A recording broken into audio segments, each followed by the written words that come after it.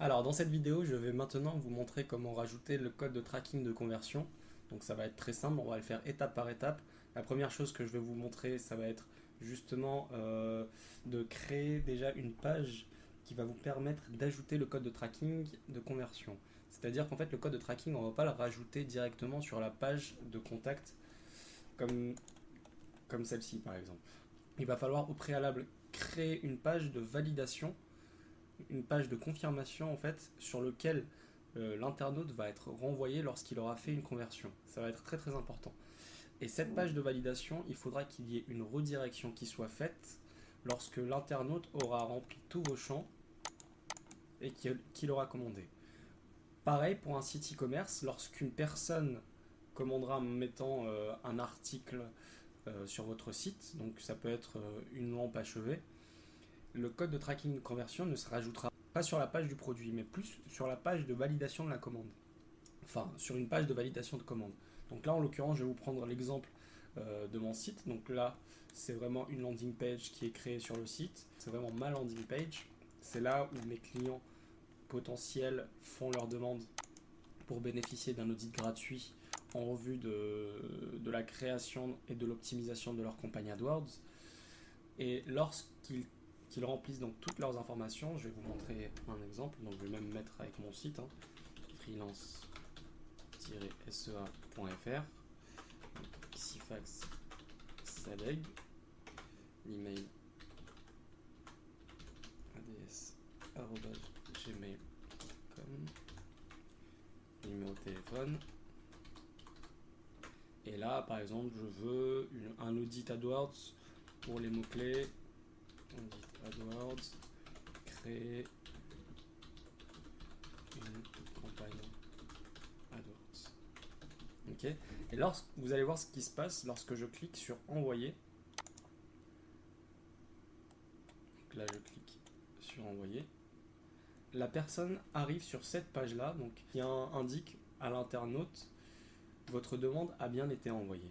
Donc c'est cette page-là sur laquelle je vais rajouter un code de tracking de conversion pour lequel je vais vous montrer comment se passe la création. Donc première étape, ça va être la création de cette page. Donc là, je vais vous prendre l'exemple d'un site WordPress, mais c'est également la même chose pour un site PrestaShop. Vous créez, en fait, ça sera vraiment la page de commande, mais là, en l'occurrence, c'est un site WordPress. Donc là, la page, j'ai déjà créé une page qui s'appelle validation. Donc là, je vais le rechercher dans les pages. Validation formulaire. Et je vais vous montrer comment se présente le code de tracking de conversion. Donc voici un code de tracking de conversion. Vous voyez, j'ai uniquement rajouté ce code de tracking de conversion sur la page avec validation formulaire, bien sûr, avec un texte qui indique votre demande a bien été envoyée. Voilà. Donc on va passer maintenant à la pratique, à la création de votre code de tracking de conversion. Alors vous avez une nouvelle option sur Contact Form 7 pour ceux qui utilisent cette extension sur WordPress. Donc ce formulaire là, je l'ai créé grâce à Contact Form 7, une extension très très pratique sur WordPress. Alors là ici vous avez tous les champs, une extension vraiment très pratique. Et juste à droite vous avez Redirect Setting. Vous avez la possibilité de demander justement une redirection lorsqu'une personne aura rempli tous vos champs vers une page que vous aurez créée. Donc là en l'occurrence il s'agit de la page validation formulaire, ce qui veut dire que la personne, lorsqu'elle aura rempli tous mes champs et qu'elle aura cliqué sur envoyer, arrivera directement sur la page de validation de formulaire, la page sur laquelle nous aurons implémenté le code de tracking de conversion. Voilà. Donc à présent passons à la pratique pour la création du code de tracking de conversion. Donc là, en l'occurrence, on est sur ma campagne. Je l'ai volontairement mise en pause. Donc, vos campagnes et vos groupes d'annonces ont été mis en veille ou supprimés. Donc là, ils sont volontairement mis en veille. Pour créer un code de tracking de conversion, vous allez aller sur Outils et Conversion. Donc voilà, action de conversion. Ici, vous avez un petit bouton plus. Vous cliquez sur le plus. Là, en l'occurrence, vous avez la possibilité pour les applications, les appels téléphoniques. Et vous créez site web. Okay. Donc là, on va donner un nom au code de tracking de conversion. Moi, je vais l'appeler conversion et le nom de mon site. Ensuite, sélectionner la catégorie. Donc il s'agit soit d'une achat ou vente pour un site e-commerce, prospect, consultation d'une page clé, inscription. Donc moi, je vais mettre prospect. Là, vous avez aussi la possibilité de définir une valeur de conversion. Donc si vous cliquez sur utiliser la même valeur, par exemple, utiliser une valeur différente de conversion, moi je vais mettre ne pas utiliser de valeur parce que chaque prospect aura la même valeur pour moi. Donc là, moi, ce que je vous recommande en ce qui concerne le nombre, donc sélectionnez le nombre de conversions à comptabiliser par clic ou interaction, vous cliquez sur toutes. Imaginons qu'un internaute ait réalisé 3 achats sur votre site, donc ça va comptabiliser 3 conversions. Si un utilisateur réalise 3 achats après avoir cliqué sur votre annonce, Google Ads comptabilise 3 conversions lorsque vous cliquez sur toutes.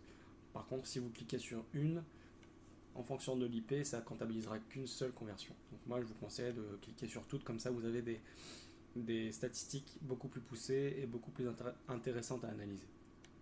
Donc ça, la période de suivi des conversions. Alors, en fait, ce qu'il faut comprendre, c'est que, mettons qu'une personne ait déjà cliqué sur votre annonce il y a 30 jours. Donc en fait, si elle revient sur votre site pendant les 30 jours qui suivent, Google a implémenté un cookies, donc ce qu'on appelle un cookies, qui fait que la personne a découvert votre site grâce à l'annonce AdWords.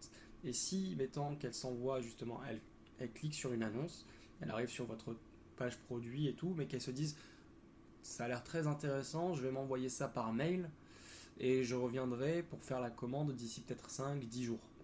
Si elle réalise cette conversion même d'ici 5 ou 10 jours, bah, la conversion sera comptabilisée par rapport au fait qu'elle a déjà qu'elle a découvert le site grâce à l'annonce AdWords. Donc c'est à vous justement de spécifier la période de suivi des conversions. Vous pouvez mettre 45 jours, 60 jours, 90 jours. Moi je laisse sur 30 jours, c'est très intéressant. C'est grâce à ça en fait qu'elle est arrivée sur mon site la première fois, qu'elle s'est renvoyée peut-être l'information pour ne pas faire la conversion immédiatement, se laisser le temps justement de réfléchir. Mais voilà, la période de suivi de conversion, ça nous permet aussi d'analyser la durée en fonction de laquelle la personne va prendre la décision de passer à l'action pour commander soit votre produit ou vous envoyer un mail pour suivre une formation ou également demander vos services. Donc la période de suivi de conversion après affichage, c'est un petit peu la même chose que la période de suivi de conversion, mais là en l'occurrence, la période de suivi de conversion, là en l'occurrence, c'est vraiment des personnes qui ont déjà interagi avec votre annonce, donc des personnes qui ont cliqué sur l'annonce AdWords et qui ont interagi avec votre site. Par contre, la période de suivi de conversion après affichage correspond à uniquement les personnes qui ont vu votre annonce et qui ont réalisé une conversion. Donc là, vous pouvez laisser un jour. Vous pouvez la définir à 30 jours ou personnaliser justement cette période de suivi des conversions après affichage. Inclure dans conversion, donc vous laissez oui.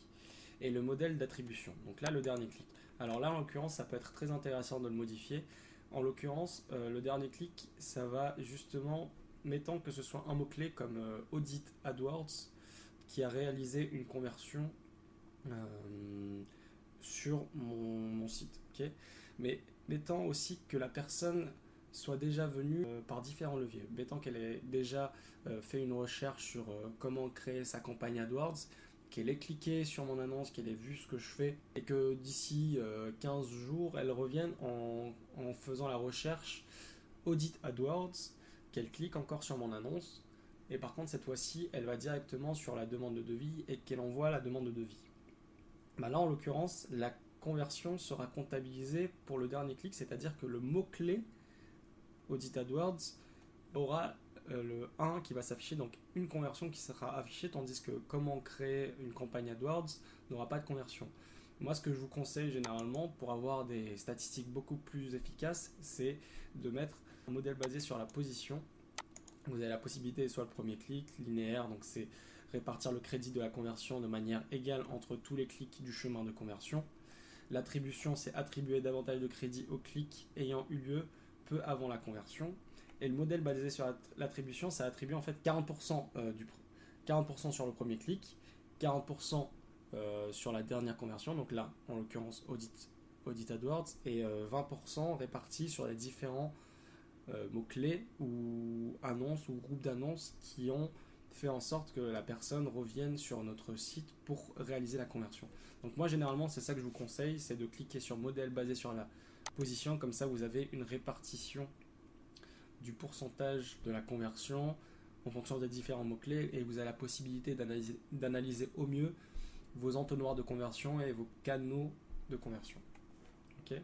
Lorsque ceci est fait, donc vous avez tout rempli, nom et type de la conversion, catégorie, la valeur, donc moi j'ai pas spécifié de valeur, le nombre, période de suivi de conversion après affichage.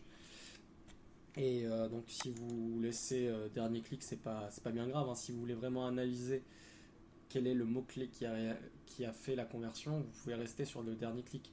Moi ce que je vous conseille c'est de mettre un modèle basé sur la position, mais le fait de mettre aussi le dernier clic, ça peut être tout aussi intéressant. Donc voilà, et vous cliquez sur créer et continuer. Ah, une dernière chose, si vous mettez modèle basé sur la position, il faut savoir que vos conversions, il se peut qu'il y ait des chiffres qui ne soient pas entiers. Donc mettons qu'il y a un mot-clé qui est 0,60 en conversion. Tandis que si vous cliquez donc, sur le dernier clic, on va laisser dernier clic là pour le coup, vous aurez justement des chiffres entiers. Donc Audit AdWords aura une conversion, le mot-clé bénéficier d'un Audit AdWords aura peut-être 2 conversions, mais ça ne sera pas des chiffres avec des décimales. Voilà. Et on crée et on continue. Donc laissez le dernier clic pour le premier code de tracking de conversion. Donc là, sélectionnez la méthode que vous souhaitez utiliser pour installer la balise. Moi, donc, ce que je vous conseille, faites-le comme vous voulez. Vous pouvez vous l'envoyer par mail, utiliser le Tag Manager, mais généralement, la manière la plus efficace, vous cliquez sur installer la balise vous-même. C'est très très simple. Vous aurez 2 codes à coller, donc celui-ci et celui-là.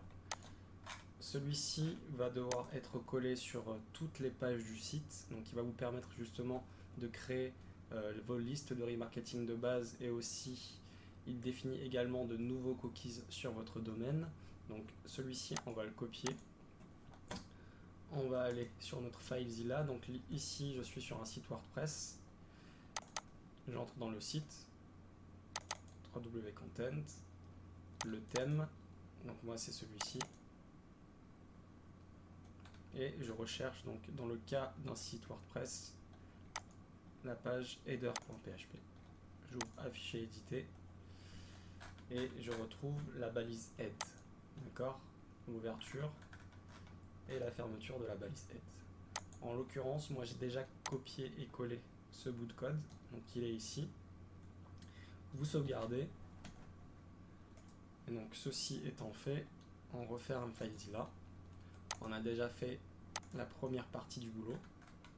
Alors, pour ceux qui ont déjà un code Google Analytics, mais le nouveau code Google Analytics, qui se représente de cette manière-là et qui a été collé normalement sur toutes les pages de votre site, normalement vous verrez que justement c'est un nouveau type de format, c'est le Google Site Tag. Si tel est le cas, il y a justement ceux qui ont déjà l'ancien code Analytics. Donc moi en l'occurrence je vais rouvrir mon FileZilla, vous montrer que j'ai et l'ancien code et le GTag. Donc, tac.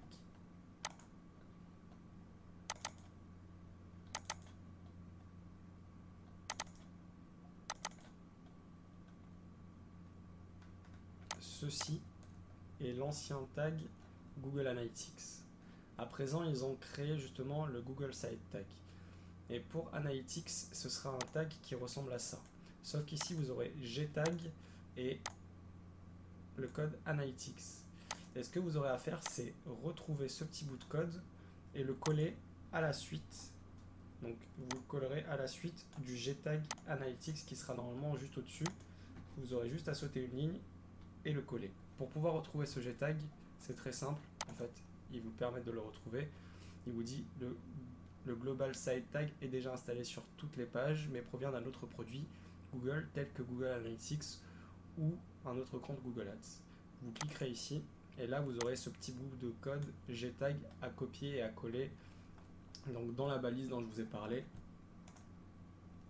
Si vous n'avez pas ça, vous aurez et le petit G-tag de Google Analytics. Et en dessous, vous aurez uniquement à coller le vôtre, donc il y en aura deux. L'un correspondra à Google Analytics. Alors je ne sais pas si ça change ici, ça ne sera pas AW. AW normalement c'est pour l'AdWords, mais du coup vous aurez le G-tag AdWords et le G-tag Google Analytics. Donc voilà, mais bon, la manière la plus simple, c'est que vous copiez ce bout de code là, vous le copiez, vous le collez sur toutes les balises head de votre site, donc dans la page header.php de votre thème, et ceci est fait. Deuxième chose à faire, donc vous allez copier ce petit bout de code, et ce bout de code en fait, on va le copier et le coller sur la page de validation du formulaire. C'est sur cette page-là, comme je vous l'avais déjà expliqué, que les internautes seront redirigés après une conversion. Donc on va le faire ensemble. Clic droit, copier. Vous allez sur votre dashboard, dans page, on quitte ça. Donc la page justement que je vous avais conseillé de créer pour comptabiliser la conversion. On va la rechercher chez moi. On va même en créer une. Comme ça, je vais vous montrer comment on crée la page de validation de formulaire pour un site AdWords. Validation formulaire. Exemple. Donc là, je vais mettre du texte en visuel. Vraiment pour l'exemple. Hein. Tac. Votre demande a bien été envoyée. Point. Je vais choisir de le mettre en vert, hein, comme ça. On met un petit peu tout ça en forme. Et vous cliquez sur texte, donc c'est là justement où vous avez l'accès au code en HTML. Vous êtes ici et vous collez tout simplement. Donc voilà, ceci étant fait, vous cliquez sur publier ou mettre à jour. Et on va voir ensemble donc la page.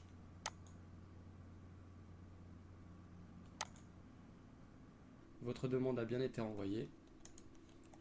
Et lorsqu'une personne donc, arrivera sur cette page-là, donc à vous de créer la redirection, mais lorsqu'elle arrivera sur cette page-là, une conversion aura été comptabilisée. Donc voilà, ceci étant fait, on clique sur suivant. Vous avez configuré l'action de conversion, conversion freelance SEA, et vous cliquez sur OK. Et donc ici, OK, donc vous avez toutes les informations. Alors là, l'état est non vérifié, mais il vérifiera justement, Google repassera peut-être d'ici 1, 2 ou 3 jours pour voir en tout cas l'état si la balise a bien été implémentée sur le site. Mais voilà, et donc ici vous allez justement avoir les conversions que ce code de tracking réalisera.